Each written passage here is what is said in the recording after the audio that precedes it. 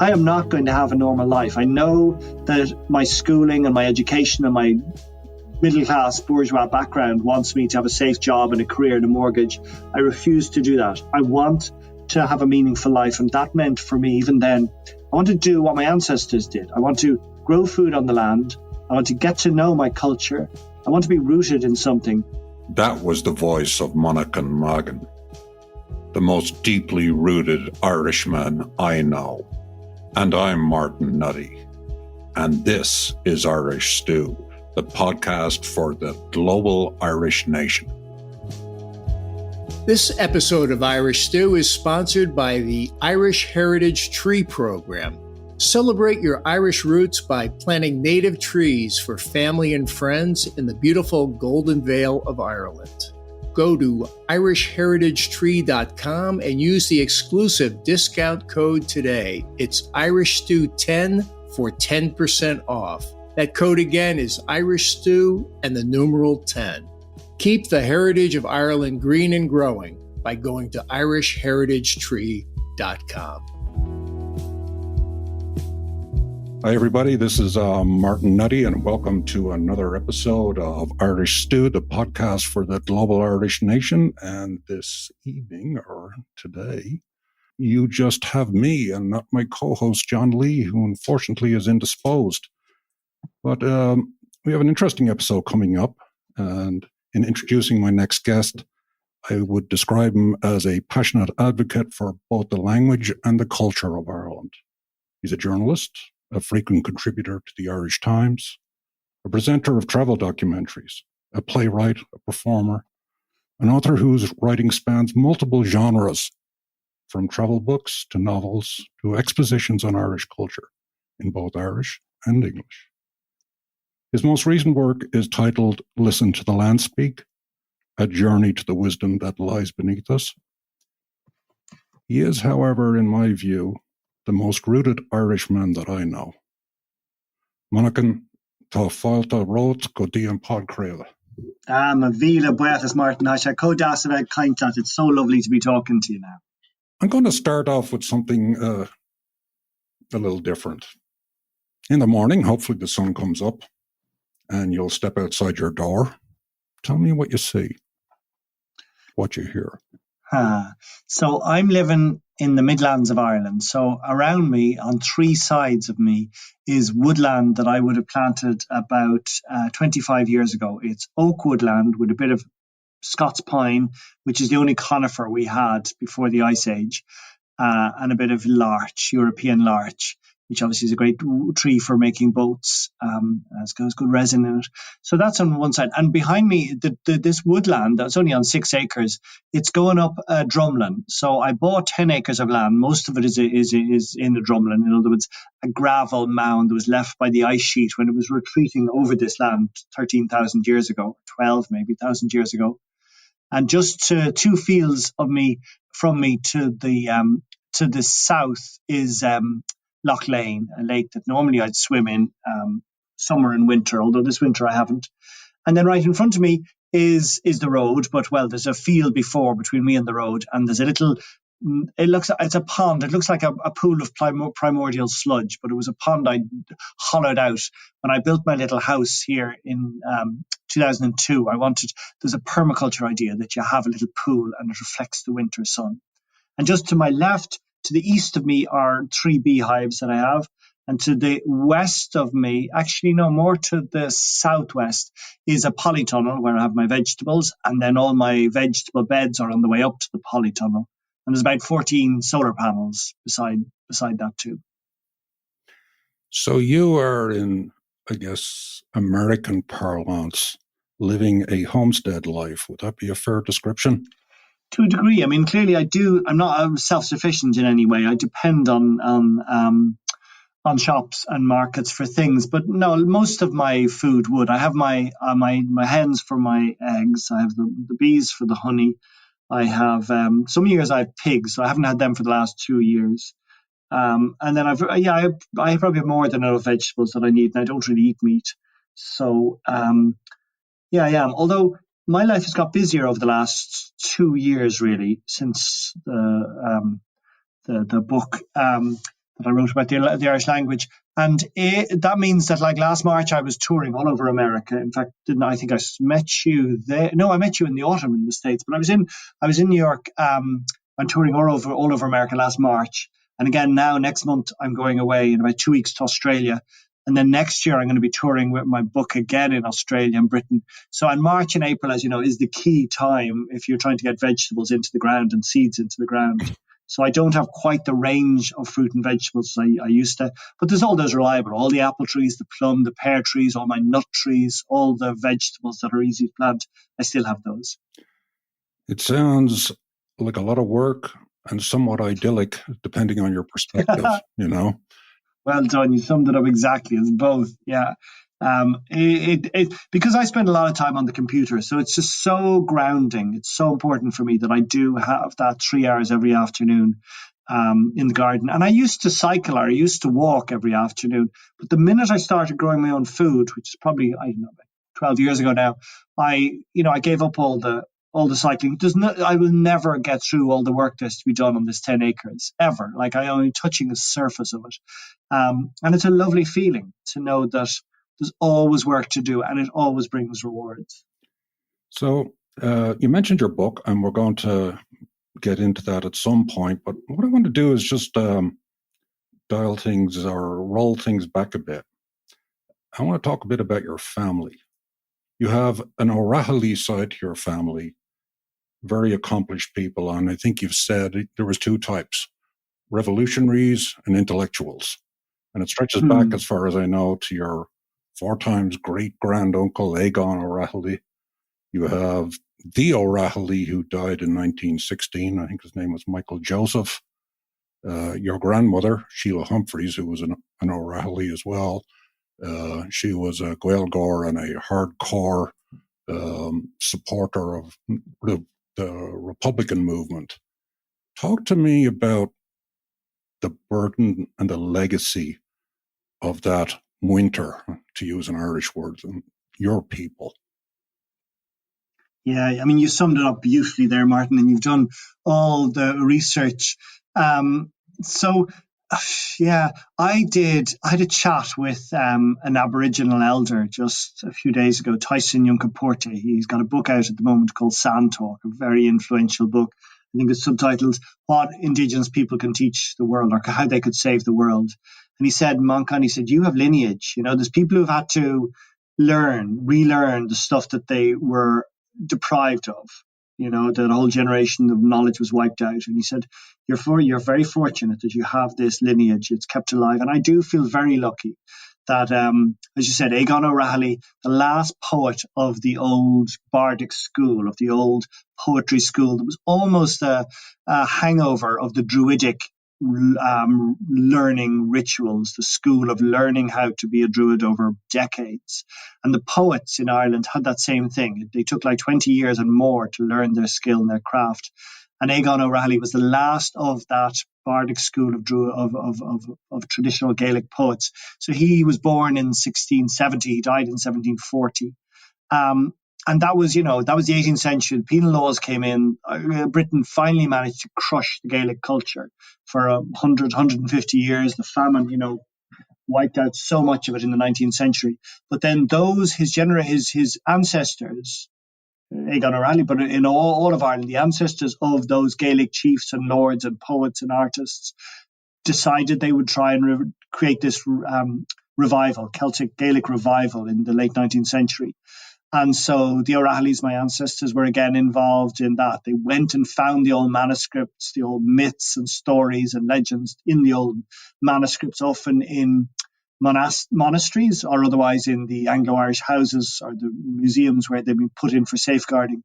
And they translated them into Irish. And these were the more academic O'Rahillys, the likes of T.F. O'Rahilly, the great Gaelic scholar, and Cecil O'Rahilly, who were my relations. I knew Cecil well when I was growing up in the 70s. T.F. O'Rahilly, the great scholar who did so much research on the old manuscripts, he had died. But but as you said, there was that side, keeping that lore alive, and then the other side of it. In other words, T.F. O'Rahilly and Cecil O'Rahilly's first cousins, my great granduncle Michael O'Rahilly, who decided, no, we need to fight. And so I got all that culture, I got that language, I got that sense of lineage, but I was also brought up in a family with my grandmother who still believed in the need sometimes for violence, and she was a supporter of the IRA in Belfast. I mean, not an outright active supporter, but she had great sympathies, and she was regularly in contact with IRA hunger strikers in the prisons. So for me, being brought up in the 70s, when I didn't see the fighting, like she had to learn how to shoot and how to work a bayonet, and she was kicked down the stairs and slapped in the face and thrown around by British soldiers. I never had any of that. There's a beautiful phrase that Ernie O'Malley says. He's got a book, the great Republican fighter and rebel and leader, assistant chief of staff of the IRA in the 1920s. Ernie O'Malley, he wrote a book on another man's wound. It's a part of a proverb. It's easy for one man to sleep on another man's wound. So I am sleeping on the wounds that my grandmother suffered, and my great-granduncle, like the O'Reilly, he sacrificed himself during the revolution in 1916. He left his 4 children and his pregnant wife goodbye, left them alone, his heiress wife from Philadelphia, knowing he would never see the 4 sons again. He would never see the baby in his wife's womb again. He decided, this is worth it. I need to show blood sacrifice. I need to show, to martyr myself so that the Irish people realize the importance of their independence. So I have that side, but yet me, by nature, I'm a pacifist, and I'd be so much more in keeping with the other side of my family, my father's side, who are quiet, calm, pacifist dairy farmers from Longford. They never did anything. I was going to say they never did anything heroic, but they fed us. They had a cattle farm, and they had a lot of other things. They had, pigs and beef and sheep. And during the famine in Longford, they would have produced a lot of food, and I hope they shared it with their neighbours. But there's those two sides in me. So understand your father's name was Michael, am I correct? And he was from Longford. Exactly, Michael Magan, that's right. Mm-hmm. He was the son of a quiet farmer whose father was also a farmer. I think they moved into that area in Longford in about the 1830s from Edgeworthstown, what used to be called Moss Trim.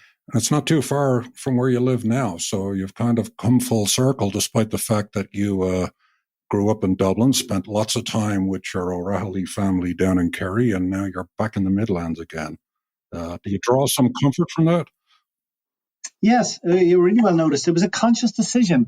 The O'Reillys and my granny and all, they had such a strong influence on my life growing up. And I used to go and see the prison cell that my grandmother had spent so much time in Kilmainham Jail, which is the second biggest tourist site in Dublin after the Guinness Hop Store. So her cell is still there with her graffiti on the walls. So it was a heady influence. My granny lived with us and she taught me Irish. And I remember, in the 70s and the early 80s, the likes of BBC would come and American researchers and German television crews. And it was up to me to sort of to accompany my granny on these film shoots, as they would ask her what her memories were of fighting for freedom, of James Connolly, of Patrick Pearse, of Michael Collins. So it was a hefty legacy. And I then went off to escape all that. I traveled for many years in Africa and South America and India. But I came back and I realized, actually, I have a lot of time and a lot of respect for these quiet, pacifist cousins in the Midlands who never demanded a lot of attention, who didn't do any egomaniacal sort of vainglorious fights, but they produced food. And I thought I wanted to do that. So I reconnected with those. And then I realized, well, actually land is available here and it's cheaper. So I was delighted to move where some of my Magan cousins were still nearby me in Westmeath, which, as you say, is just next door to Longford. So you just mentioned the fact that you went traveling. Was that like many people, I think, we're not that much apart in terms of age. Ireland, I guess, of the 80s was not exactly the most liberating place at the time. And I think your first big adventure was to go for an adventure in Africa. So you're quite right, yeah.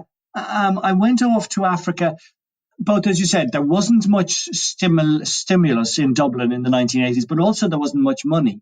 But fortunately, I had a bit of German. My granny insisted that I go to the Goethe Institute to learn German lessons outside school, mainly because she and her family had always learned French and German in case they needed to gun run. Well, not only in case, they did always need to run guns.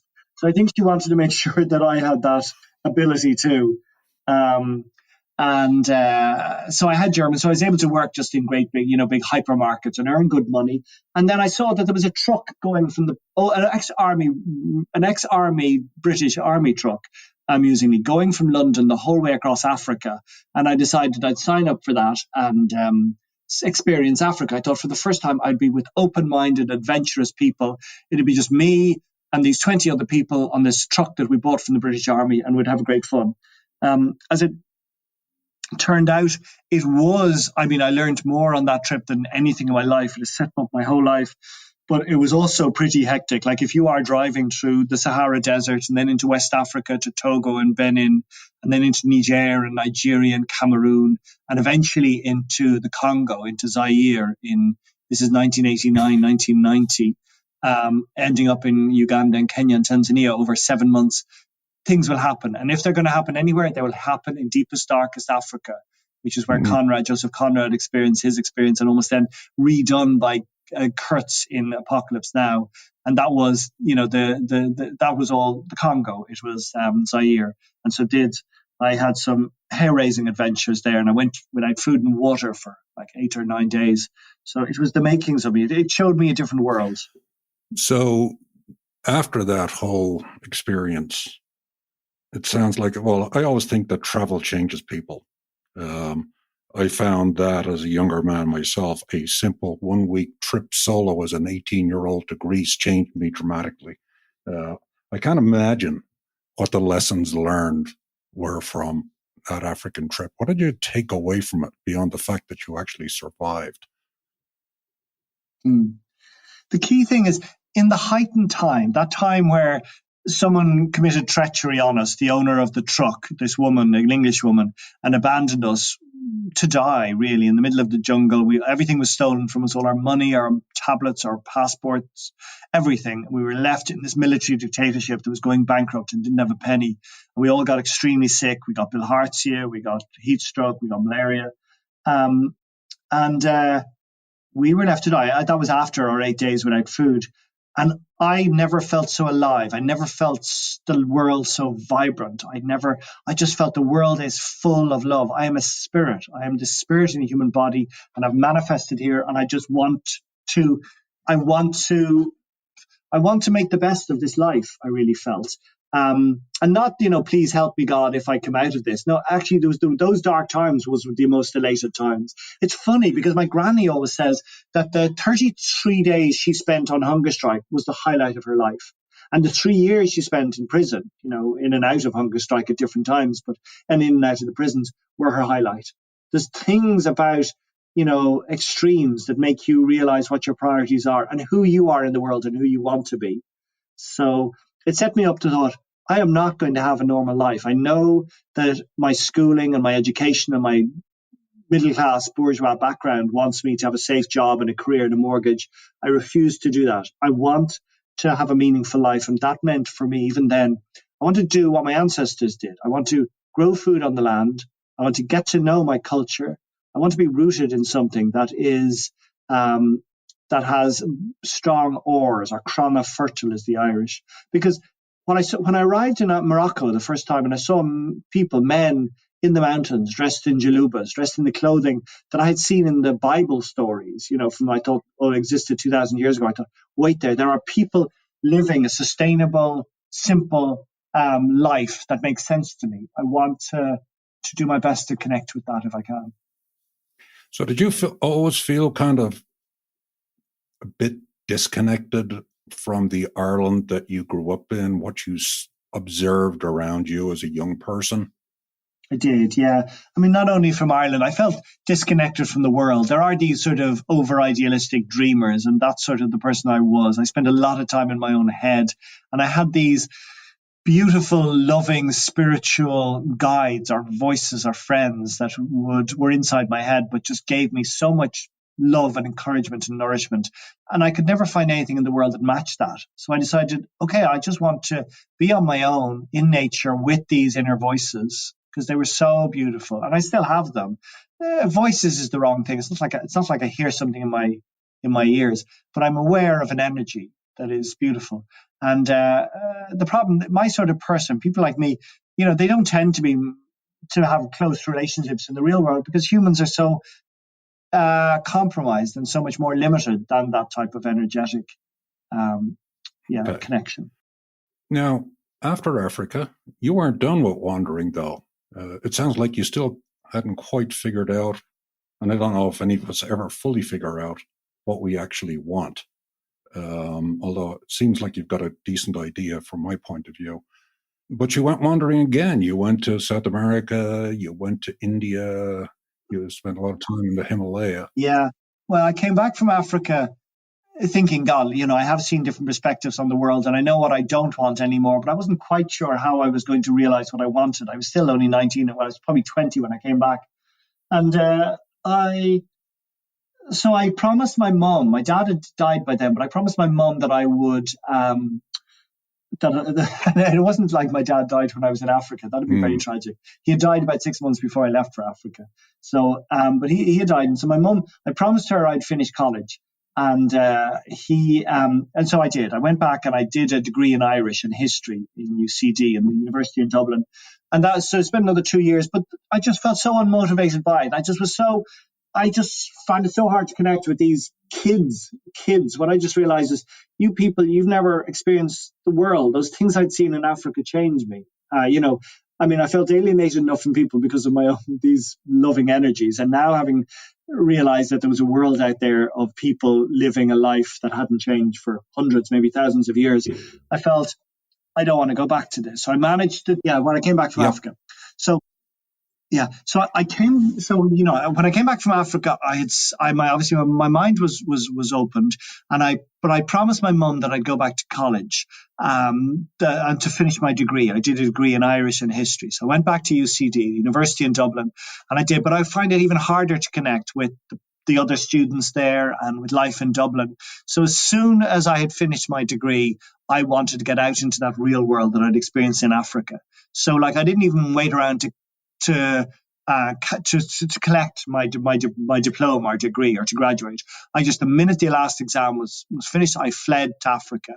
To South America. But what I did first, I would have fled for 2 months to Germany to earn some money in the hypermarket in Germany, and then went straight to South America and into Colombia, and spend maybe 6 weeks there, slowly on my way going to Ecuador and Peru.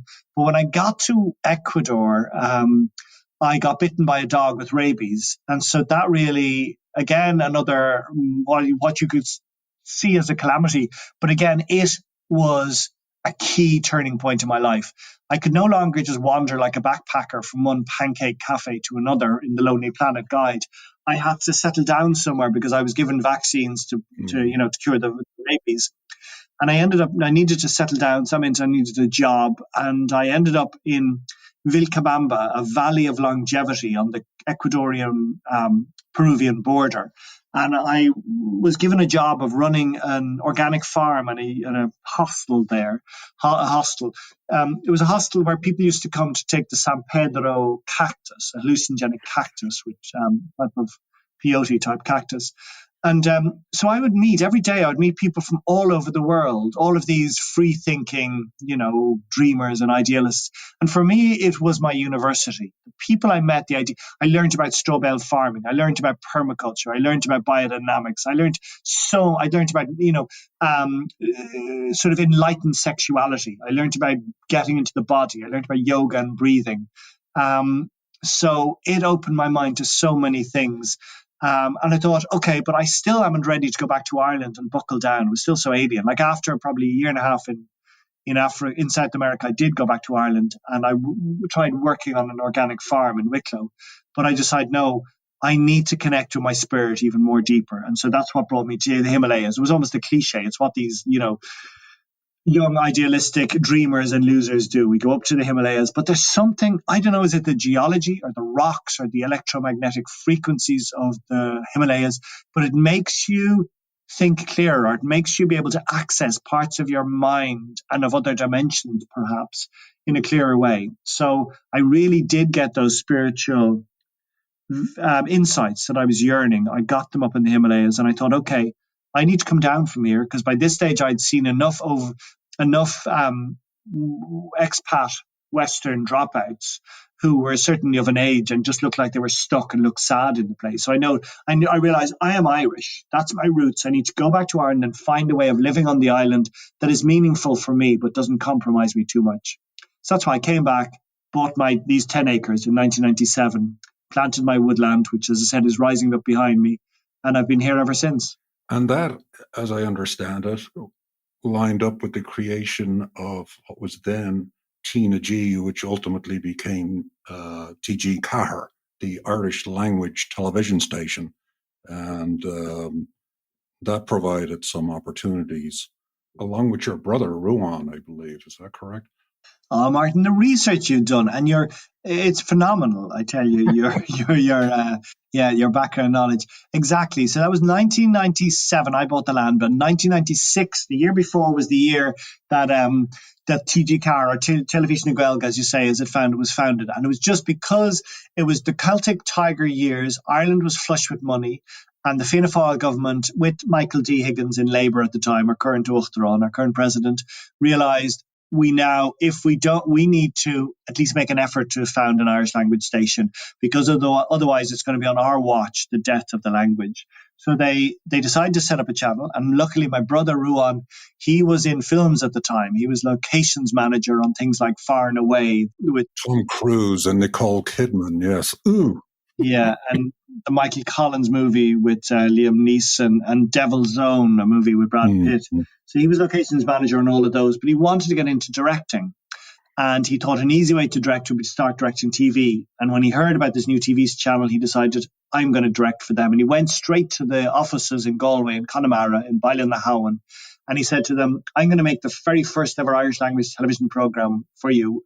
My brother, Ruán Manchán, is going to present it. And so Ruán then came out to me in India with a camera. Now, my mum actually forced him to come out first, because she worried that I had gone too far into my own internal world and following my spiritual retreat up in the Himalayas. So, and she possibly was right. So she was begging my brother to come out and rescue me, her over idealistic youngest son. And my brother just saw me as a waster dropout, but at least he thought he could get some benefit if he could direct a TV series. And he came out with a very simple camera, one-chip Sony DV camera. And we made a very simple, naive TV program, a TV series, 2 episodes of a TV series about India. And they were broadcast on the second ever day that TG Cahir was on air. I think the first day there was a movie with Gabriel Byrne. He was speaking Irish in it. And then the second day there was a program about fishermen and trawlers, and then my program about being in India. And it was just me up in the Himalayas reflecting on my spiritual search and the people I was meeting. It was a gorgeous, innocent program. I think there's a bit of it up on YouTube. I hope on my probably YouTube channel, which is Manachán Magan, I suppose. I think about a year ago I put up a little bit of it, or the intro of it. And then my brother and I, TG Cahir, liked it. I mean, they were still learning how to make TV programs, this new Irish language television channel. So they decided to let us have another go. And so the next year they sent us to South America, because of course I knew South America pretty well at the time. And the year after that we went to the Middle East, I think. And then we went to China. And we kept on doing it for about another 8 years. Every year we'd make a TV program. And TG Cahir's logo at the time, or its motto, was Súl Ella, the other eye, looking at things through a different perspective, which is what an old language allows you to do. And so we decided we'd do the same, and we would go to minority cultures all around the world, indigenous cultures who were trying to come to terms with the modern world, and we would tell their stories. So we went to the Tarahumara in Mexico, or the Yami people in Lanyu Island who live underground on an island off Taiwan, or the Bedouins, or the Berbers, or the Inuit people in Greenland. We went everywhere. So was it just you and your brother was it a crew of 2 the whole time, or did it expand more? It expanded a little bit. So the India program was me and my brother, and South America was me and my brother. But at some point we were fighting so much that we both went to our mothers and we said, or our mother, and we said, no, Mum, you've got to remind me I never want to go with my brother again. I said I never want to go with Ruán. Ruán said he never wanted to go filming with me. So we decided we'd bring another person with us to be a sort of an intermediary. And it was an old school friend of Ruán's who had this wonderful diplomatic way about him, Ronan Coleman. And Ronan was an excellent musician. And he was very interested in producing music too. He and his family all produced for U2 over the years. So he brought great recording equipment out with him. And he would record the indigenous and the local musicians we met, and would also help with us recording sound. And he would get in the way of us when we would be arguing with each other. And he just was a beautiful balancing energy.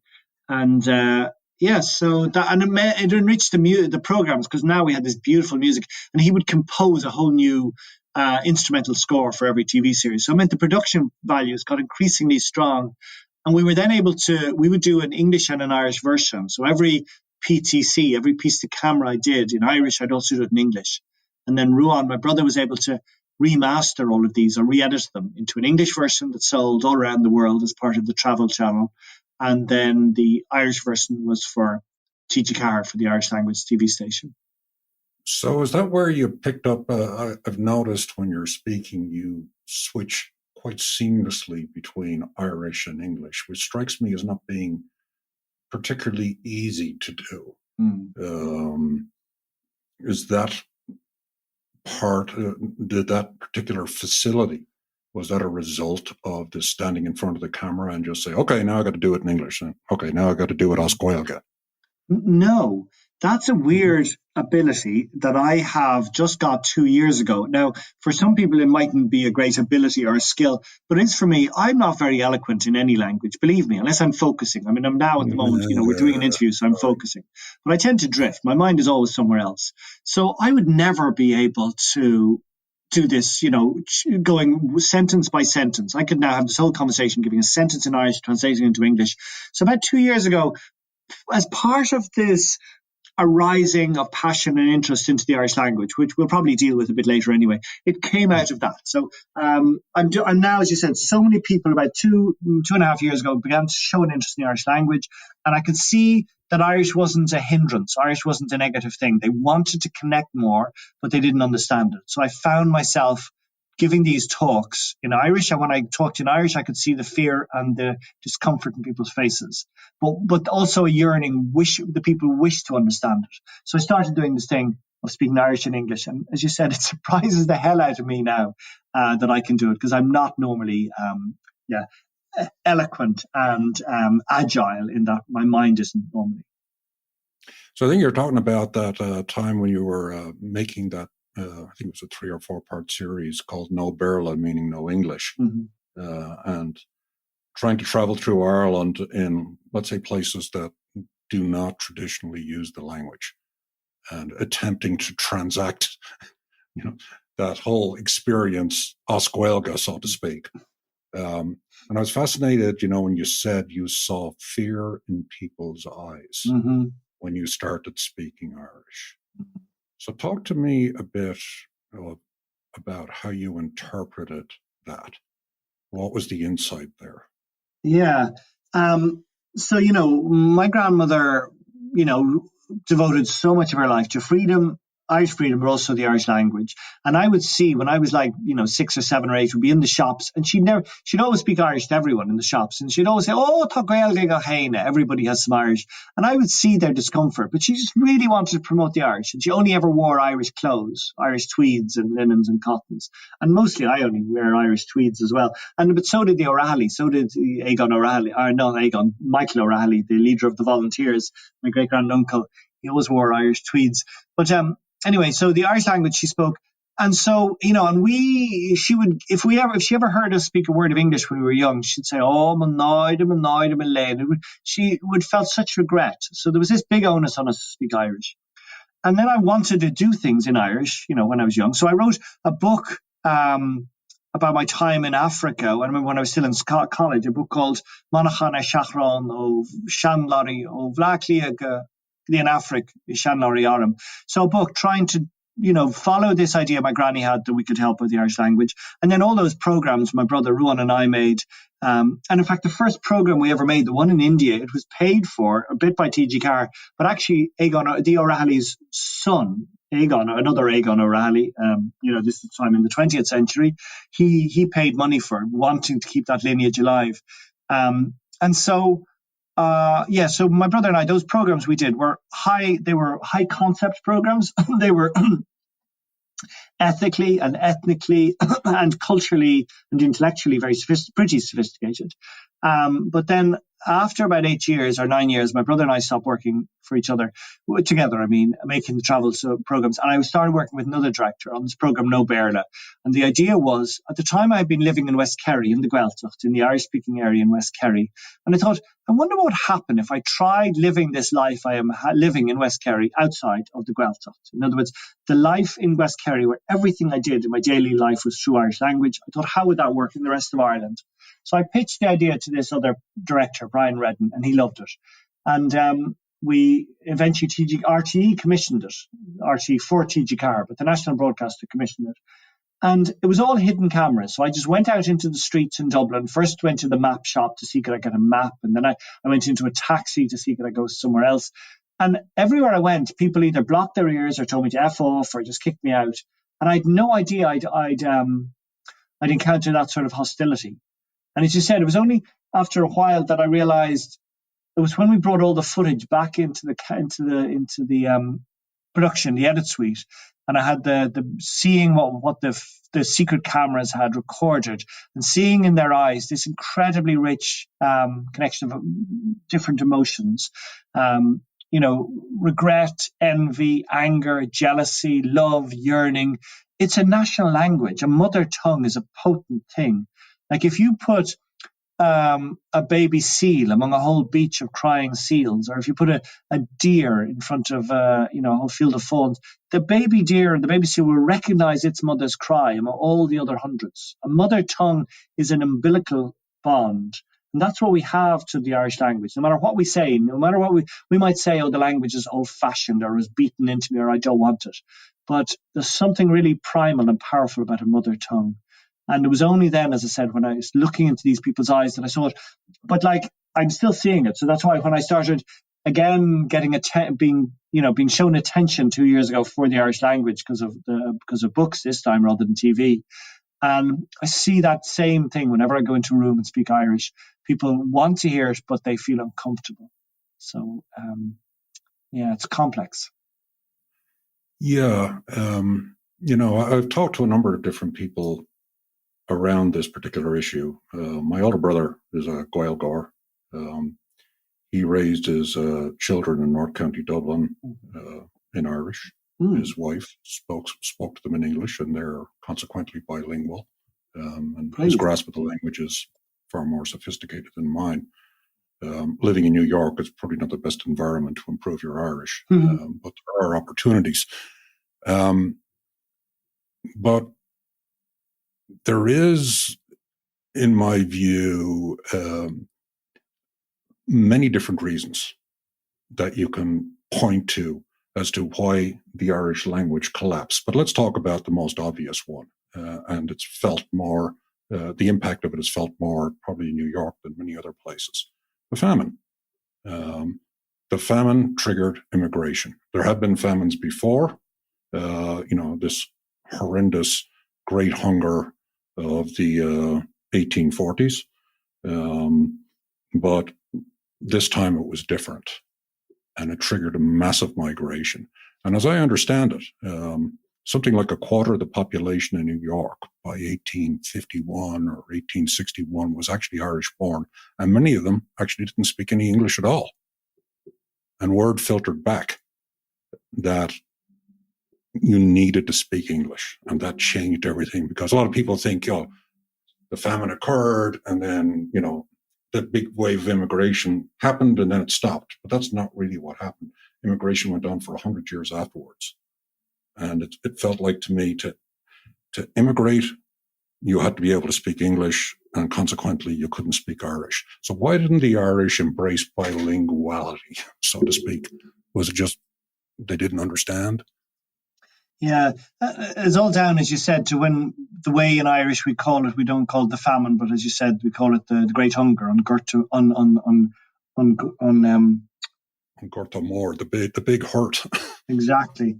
Yeah. Mm-hmm. Um, and because we knew it wasn't a famine. Had it been a famine, had there been a terrible drought, or had it just been a disease on the plants, we thought, okay, this is a natural part of the process. All of our lives, like we've been farming on this island for thousands of years, we knew that there's years of hardship, and you make it through. But we could see that Ireland, the Irish soil, was producing more food than ever. We could see the amount of grain and beef and sheep and eels and oysters that were being exported from Ireland. So we could see there was plentiful food. So it was, as academics are now saying, genoslaughter. It wasn't genocide. It wasn't a planned idea to kill off Ireland by England, but it was genoslaughter. In other words, it was a laissez-faire. It was a letting back and see, let them die. It's for our best, but we won't actively kill them all ourselves in gas chambers. So Ireland realized nothing is going to save us. We are in this grips of this colonial oppressor who has got stronger and stronger over the centuries to the point that they control everything. We are no longer masters of our own fate. So we can't, just get our children through it, or to teach them to arm themselves or to defend or to resist. We need to start another plan, and that was get them out of this country, get them out of rural Ireland particularly, because there were still opportunities in the cities, in Kilkenny, in Belfast, in Dublin, in Cork, because the British wanted Ireland to be this little processing house for them, a place that produced profit. So there was jobs in all of that in the cities, but you had to have English. So it was just vital. The land had let us down. We realized, on the vegetable we want, the potato, the land was producing everything else very well.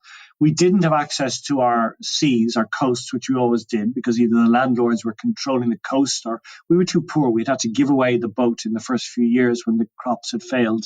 So our only option was to ditch everything about our language and culture and take on this language that offered so much opportunity. As you said, a quarter of the people in New York, we knew there were people in Canada, in London, in New York, in Boston, Chicago, who would give us, and Canada, who would give us shelter if we went. And so it was a matter of great love by those parents to think, I am going to make sure my children don't have a word of Irish. They learn this new language and they're saved. It was a beautiful thing. It was a great thing. Like, often we think, it was an act of self-sacrifice that we should honor them for. But to some degree, if you think about it, right, the Irish were victimized by colonialism as expressed, by the English government at the time. And it's a capitulation, to take on their language. Is there a shame component at play at this? Like you talk about, people's shame and not being able to speak the language. Is there like some kind of like deep, almost DNA type shame about the loss of language? Yeah, definitely. There's definitely we were people who were so embedded with our culture, and the fact that we did feel we had to turn away from it and that we did turn away from it is a key or issue of shame. There's also the massive, survivor's guilt shame of the famine. My family, the two sides of my family that survived the famine, they could have shared more. I think there's this moral issue. Anyone who survived the famine, there was a few places that avoided the famine entirely, and you could have been in an area like in South Donegal for some reason. Inland South Donegal didn't seem to have any famine whatsoever in Inver and north of Donegal town, but most places did. And so the likes of my family on both sides that not only survived it, but more or less came out, like there are a few people, the family died during the famine, but otherwise they came out. There's questions to be asked. So no wonder we as the descendants would like to turn their minds from all that and just move on and start afresh. Yeah, it's very interesting when you talk to a lot of descendants from Irish immigrants here. A lot of them don't know the backstory of their family. Now, these are people maybe, 3 or 4 generations in, maybe 5 generations in. Literally, when people left Ireland, they turned their back on it and wanted to forget about it. And it strikes me as the behavior of a people traumatized. There's a shame associated with it, and anybody that has been traumatized and shamed just wants to blot things out. Yeah. And I think that's what we're kind of seeing at play, and it's expressed in the language, but it's also expressed in the culture. But I think this is where there's a realization, or do you think there's a realization at this point that the Irish consider themselves to be a traumatized people, a cross-generationally traumatized people? I don't think the Irish had the luxury of thinking in these terms of psychology. I think we were a people who survived. We were in survival mode. We've been in survival mode since the 19th century, possibly earlier, because there's some very bad, famines and failure of the potato crop in the 18th century as well.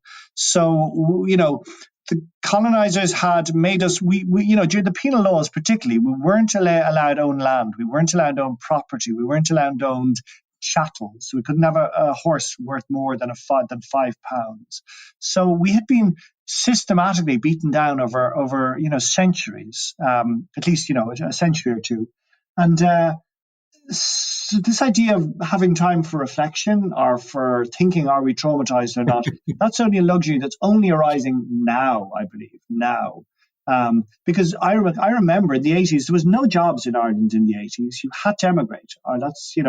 Definitely in the 50s and 60s and 70s. We emigrated still. So it was really only in the 1990s that Ireland became comfortable, that we had the time to reflect and to think back. As you say, the Irish diaspora, the Irish in America and Australia, did have time. They were comfortable. They were wealthy after a while. They secured themselves after a generation or two. But who were they going to talk about that trauma to? They did not feel in any way close to the Irish, the people, their relations who they left in Ireland. The divide, the Irish relations didn't make them feel close, but also their experiences abroad distanced them from it. So there was definitely a camaraderie. You'd know more about this than me, but in the Irish pubs, in the Irish bars, throughout Canada and the States and Australia, where people would talk. But I don't think there was the level of sophistication to talk about trauma. I might be wrong. I just think it was all masked by alcohol, and I think that's why the world knows Ireland as drinkers. And I think the word that we say when we drink is sláinte, health. Our only attempt to find that balance and that health and that convalescence was in the pub. It was self-medication. Yeah, which kind of takes us to the point of your latest two books, 40 Words for Field and your book on the landscape. And they seem to have arrived at a very propitious time when people all of a sudden are starting to consider their Irishness. And I think some of that was triggered most likely by COVID, because you couldn't travel anymore. You couldn't even commute anymore in Ireland. And I think you mentioned in some conversation that your first book, 40 Words for Field, you expected, or your publisher expected it to, hey, we're going to print 5,000 and, it'll probably take about a year or so to sell that off if we're lucky. But that's not what happened. Can you talk a little bit about that experience, the surprise that it was associated with that and the success of that, that book? Yeah. So it's like the chicken and egg. It's still hard. It'll probably be, another few decades before we understood what happened or what is happening in Ireland now. But we've known the script of the Irish language and Irish culture for decades. It's been a sort of a holy cow, a tokenistic element that we take out the few words of Irish now and then. We pretend we want to learn it. We, as John Waters, when he was still a great thinker for the Irish Times, said, parents will send their children to a Gael school, to an Irish-speaking immersive school, on the thinking, trying to claim that they want them to speak Irish. But at the back of their heads, any parent knows a kid will if Irish isn't the language of home, then the kid will not become comfortable or fluent in it. So the parent had two ways. They were able to say, oh, we're sending our children to the local Gael school, but at the same time knowing, thank God the child isn't going to get fluent in Irish because we're not going to speak it at home. So there was all this very complicated feelings about the language. And I said, it seems to me that all of that changed 2.5, 3 years ago. And we could, you mentioned COVID is a very possible one root cause for it. But I think maybe it's something bigger again. Maybe, and I've no proof for this, that there's an energy rising up among the peoples of the world who have rootedness, who have ancestors, which is actually every race in the world has a rootedness somewhere and an ancestry. And particularly the people for whom that culture was very strong, the Italians, the Irish, Egyptians, so many people. There is this feeling, I want to reconnect with who I am in a world where the economic system looks like it's crumbling. The environmental system the weather system, so many of our holy cows, religion and banks, is all looking weaker. And so we want something strong. And in Ireland, it seems to be going back to this culture. And so, as you said, my book, 32 Words for Field, happened to come out just at this time where, on top of all this uncertainty, was the new extra uncertainty of COVID. And as you say, my publisher is a very experienced publisher. They knew how many books it was going to sell, and it's now sold well over 90,000 copies. That only in Ireland. That's a book about the Irish language. That never happened. It would never happen again. But there's something in the waters. There's something arising from the land. And it's hard for me to know exactly what it is. In a way, I'm the wrong person to ask because I'm so biased. Like I'm at the core of this, almost the ground zero of it. So I have people emailing me, people contacting me every day, numerous times a day, saying, I want to do this night. I want to do this. I feel this. Something powerful is underway. And as I said, it's too near for me, too close for me to exactly describe what it is, but it's exciting. So first of all, I've got to apologize for misquoting the title to your book. It's obviously 32 Words for Field, and I seem to have been hung up on the number 40. And numerology, is something that clearly comes through your books. The various numbers are somewhat sacred. We see 3s and 7s reoccurring all the time, it seems, in the Irish language. Oh, I know. You were quite right about 40 because I say I do have 40 words for field. Mm-hmm. And for some reason, the publisher decided to call it 32 words. I don't know, was it because of 32 counties or something? But actually, that's right. I see exactly where you were getting that. You were actually more correct than the publisher was. I was peering into your mind. God help you, So I'm glad we're aligned on numerology since we now consider the number 40 sacred and crops up quite frequently in the Bible, right? 40 days and 40 nights. Yeah. Moses wandering in the desert for 40 years, et cetera, et cetera. But I just finished reading Listen to the Land Speak. And you kind of alluded to kind of an almost spiritual component to the language. You talk about animism a lot. There's gods of almost everything in the Irish language. And at one point you were down in Lough Gur and you ended up in a cottage and an old man took you into a back room, shoved a chest out of the way and said, stand on this stone here. Mm-hmm. Tell us a little bit about that. And was that the first time you had an experience like that? Yeah, so that was, as you say, the geography was a bit tricky. I was on my way to Lough Gur and I'd left West Kerry. But actually I was still on the Dingle Peninsula. And I can't remember, was I on purpose vague about where exactly it happened? So it was the most unusual experience. He was... I might have, now I need to remember, I might have changed some things to try and hide his character, but he was this old man, lived on his own in this house, and he brought me in. He had seen one of my TV programs, so he knew who I was, and he brought me in, and he told me to stand on a particular place, and I did, and it was in this bare room in the house. There was nothing else there, and it was up against the gable, where you normally expect a chimney breast to be or something, and I stood on it, and when I stood on it, I felt like a tornado of energy running through me. I just felt I could get sucked away into this very quickly. My whole body just was thrilling with experience. What's the best way of describing it? It just felt alive and bubbling. but uncomfortable because it's not a feeling you normally have. And so I jumped out of the spot as quick as I could and just got out of that room and thought, what the hell happened? And he looked at me, he says, yeah, that's what I wanted you to see. And he said, the reason I stay in this house is because I feel I'm the guardian of this thing. I think it's a portal was what he said it was. He felt it was an energy source coming straight up from the soil, maybe a ley line or something. Now, he was rather an oddball, an eccentric character. And I remember the local county council was looking after him and put new windows into his house. But I've looked for the house since. Like I know that area of West Kerry very well. And it's beside Riask on the way to Ballyferriter. And it's either down two roads. And I looked, and this was about 6 months ago. And I couldn't find it. I didn't look all that hard. But I do know someone else. Ronan O'Snuddy of the band Keela was there in that house too. So about 6 months ago, I gave Ronan the book. I still haven't rung him or got onto him. So Ronan, do you remember that house? Did you ever stand on that thing? Did I make up that? I mean, I know I didn't make it up, but there's definitely more for me to know about that story. And it just shows how ridiculous my life is, how chaotic it is at the moment. I'm busy with a million things that I haven't given Ronan a free copy of the book. I still haven't just rang him and said, what the hell was going on there? Do you know anything more? And what do we know? Can you remember the man's name? Because I can't. But do we know what happened to him? Like West Kerry is very, very small and very easy for me to track down. I have a sense he's probably dead or gone back to Britain but maybe he's still there. And maybe the spot is too. An entranceway. And it was a normal thing in our Irish consciousness, in Irish culture, that there were portals or thresholds or ways of entering the other dimension.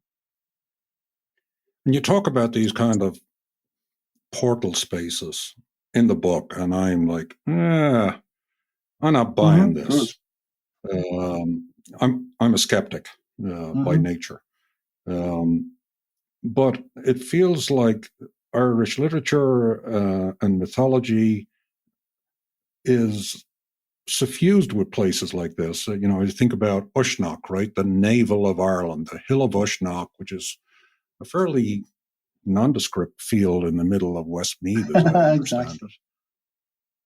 But on the other hand, there's a rock right in their middle there, and people believed that was the place where that fifth dimension, if you will, right? You've got 4 dimensions, including time, and then you've got this fifth dimension of the other world, where the other world kind of pokes its head up into the world that we inhabit.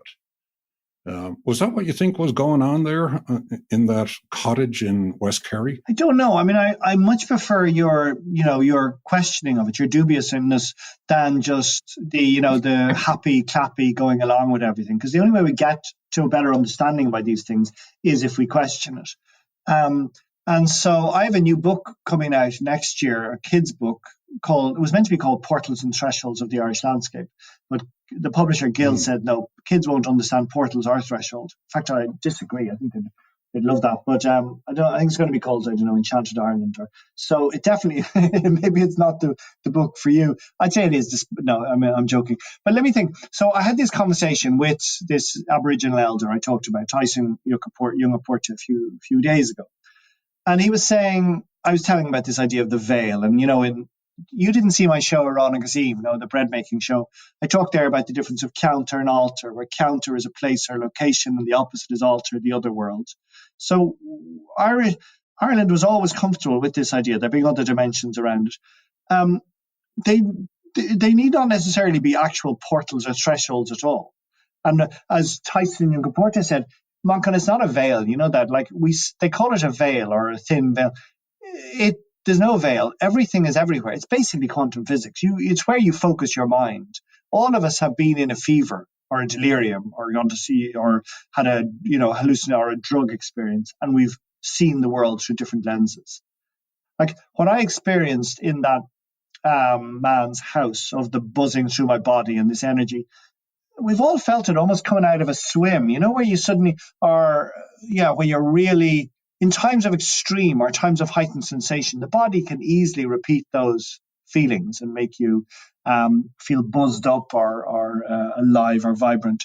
So I think none of these things need to be as mysterious as an actual wormhole opening up into the universe, opening up into the ground, bringing you to a different dimension.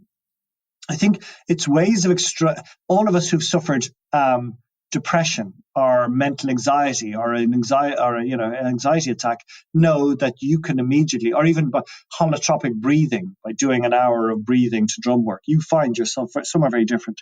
I think that's really all that's being said, is that there is a rich internal imaginary world that is far more unlimited and far more expansive and intense than the normal waking consciousness.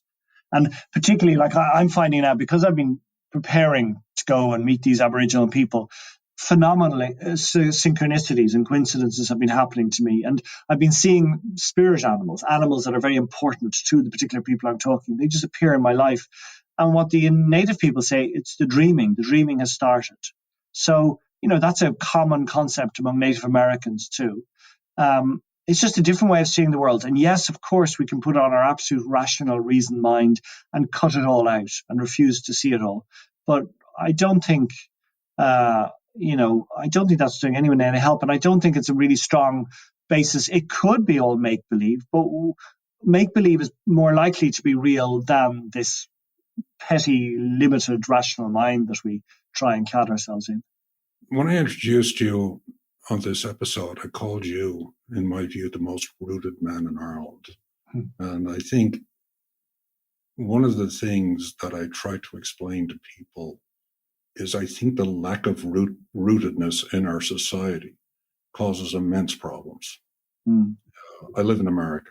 Let's say America doesn't have a sterling reputation in terms of mental health and low violence. And to some degree, I believe that is caused by the nature of America itself. People arrive here, they are uprooted, they are traumatized. And then when they're in America, a lot of times Americans will very proudly say, yeah, I just up sticks from New York and I went to live in Chicago. And so even when they put down shallow roots, maybe not multiple generational roots, they remove themselves again. And I think a lot of the difficulties that are faced in America have a lot to do with that. And that kind of drives that quest by many Irish Americans to want to reconnect that sense of rootedness. Now, if you're in Ireland, an American shows up and says to you, hi, I'm looking for my roots. A lot of Irish people go like, stop, right? Yeah. But I think what we're starting to see now is that people are beginning to plug into it, even in Ireland. Is that your spin and take on what's going on? Yes, yeah. I mean, the one great thing about any indigenous culture, or any of those, native cultures that we think of, either in Australia, in America, in Canada, is that they have this sense of tradition, and you know who you are. You're part, like in Islam, the same in the Arab world, in Africa, you are part of a family, a clan. And it was this thing in the 21st century, in the end of the 20th century, it felt cloying to be part of a village or a clan. And yes, there's other people are putting into your business, but it's, the opposite, this loneliness and isolation is deeply unsettling. And every human will experience issues of challenge in their life. And unless they have a community, a strong community, a clan, a family to get them through, they fall, between the rails, and there's no one to pick them up. And so, again, I'm in one way I'm the wrong person to talk to, because I'm sure if there are different incarnations in life, I'm sure I've had very many messy, dirty incarnations. But this life of mine is incredibly easy. As I said, I was born with this gorgeous, loving voices in my head. Everything goes well for me. I'm sheltered and looked after in the world wherever I go. Now, as I said, I'm sure I don't know if there's such a thing as incarnations, but I'm fortunate. So I could probably live a life of absolute isolation and still come out on top. But most people, we need help. And America doesn't offer that. If you have a health problem, if you have a mental health or a physical health, you're a mess, you're screwed, It's just and also there's that demand in the States, and to a degree in Canada, to perform, to be your very, very best self. They don't accept the idea that we can just sometimes coast along, or sometimes we don't need to excel. Sometimes we can just be us. So I think it is very, very hard to be human in the United States. And it's a wonderful thing that, yes, so many people are beginning to question that, the superficiality of an individual world, and think, actually, there's a lot of sense in being connected to ancestors or clan or culture. Yeah. So I'm going to wind down with one final question about the language. There's a lot been made about actors, Irish actors, at the BAFTA Awards over in England, speaking Irish on the red carpet. We have a Oscar-nominated Irish language film for the first time coming up in this upcoming Oscars on Colleen Kuhn, and we were fortunate enough to host Colin Barade and Cleona Nicruli at in October of last year and talk about the film. To what degree does popular culture is going to drive this improvement of the status of the language in Ireland? Do you see this as another component in what's going on? Yeah, the linguists say that the future of a language is down to adolescent girls, probably adolescents in general, but it just seems to be, I think it's accepted by most linguists, whether a language will survive and how well and how fluent it will be if it's adolescent, just because I don't know why, but I think it's girls because they talk more and they use the language in new ways and they keep it fluid. But it's all, the future of the Irish language is all up to young people now. And for them, they need to find something that they can identify with, something that will enrich them, something that will look relevant and engaging and alluring to them. And we've never had that in Irish. We had, I think in the 1980s, we had the Hothouse Flowers and Liam O'Wanley, which looked like this one glimmer of hope. But there was no one else other than Liam O'Wanley and the Hothouse Flowers. And Liam O'Wanley has had a lot on his shoulders for 4 generations now, and he's looking a bit shook. He's looking a bit old. He's no longer quite as much of a sex symbol as he was. And then came Keela, this other trad band mixing trad and pop, and they did well. But it's only when there's a lot of different people doing a lot of creative things. And again, the key thing that started all this was Television na Gaeilge, when they were translating SpongeBob SquarePants and Scooby-Doo into Irish. Those kids who are now going to do new things, they were raised on these cartoons in Irish. They have none of the hang-ups of Irish being connected to the famine or to do with an old woman storyteller by the fire who watched her children die on the Blasket Islands. So it's a key element for the birth of the language is that it is among the youth culture. And we haven't seen that yet, but as you pointed out, we've seen some signs, positive signs that things might be moving in that direction. Manachán, we're getting to that point in the podcast where we introduce our shameless plug. So what do you have to plug for us? I know you're a busy man and have many projects going on. What should we look out for, or how should we engage? I mean, my books aren't available in America yet. They they sometimes are if someone buys them from Ireland, but that can be expensive. I think Kenny's.ie is probably the cheapest, or otherwise mayobooks.ie is always the best way for me, but it's expensive. At some point, my books they'll be published in Britain and Australia next year, and they'll be published in the States at some point. Every day on Instagram, I give out, or every second day, I give out an Irish word. I post a recording by a fisherman of a sea word or a coastal word that gives you beautiful words that give insight to the richness of our traditions, of our coastal tradition. I probably, like this time last year, I was doing a tour of the east coast of North America from Memphis up to Toronto. For about 2 months, 7 weeks with my show Ruán Magazine, which is a show bread and butter. I bake sourdough bread and the audience churn butter. I've done that all over Ireland and in Paris and Bell and Brussels and London.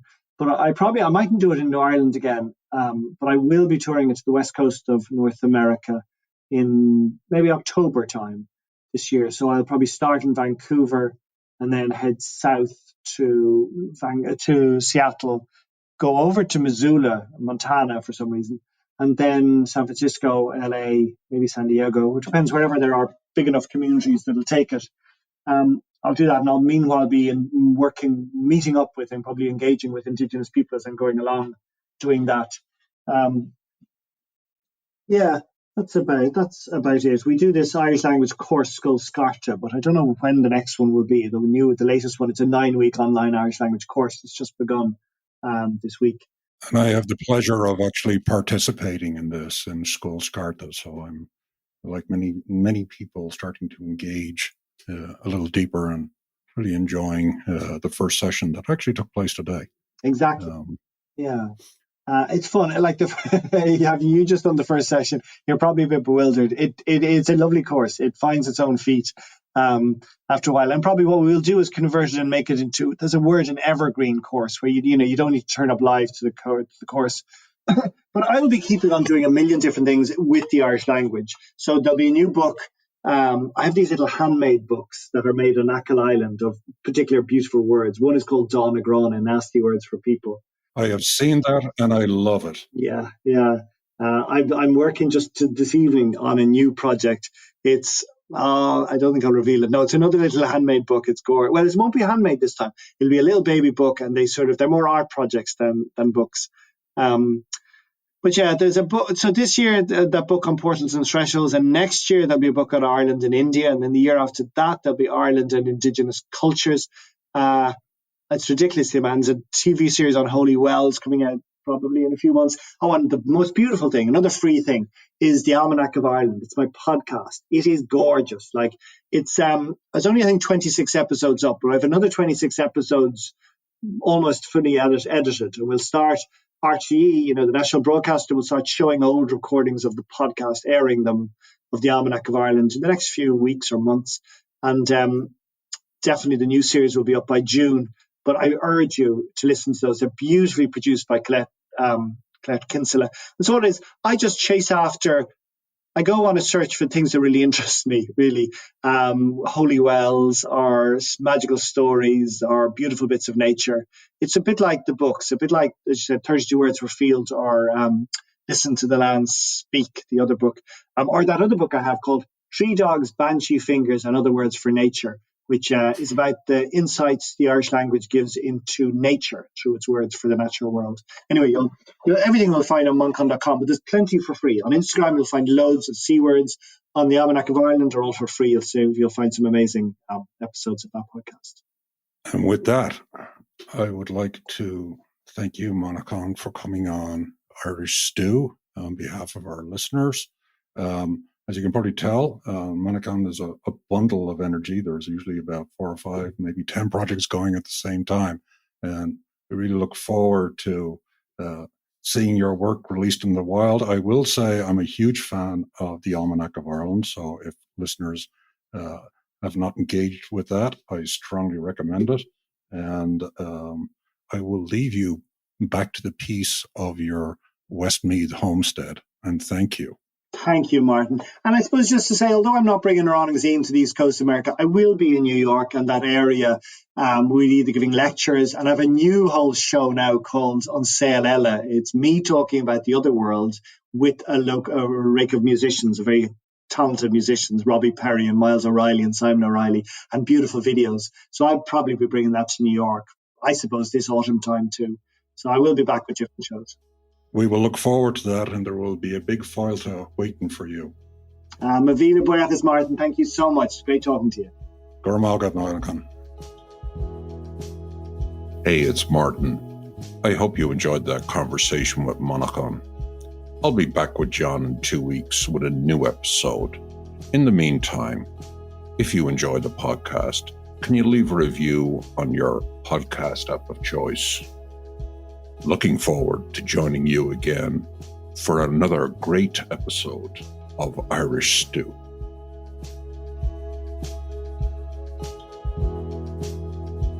Irish Stew is produced by John Lee, Martin Nutty, and Bill Schultz. Editing, mixing, and mastering by Bill Schultz. Music on Irish Stew was composed and performed by Rosa Nutty, with Donald Bowens on drums, Cathal O'Riordan on bass and synthesizer.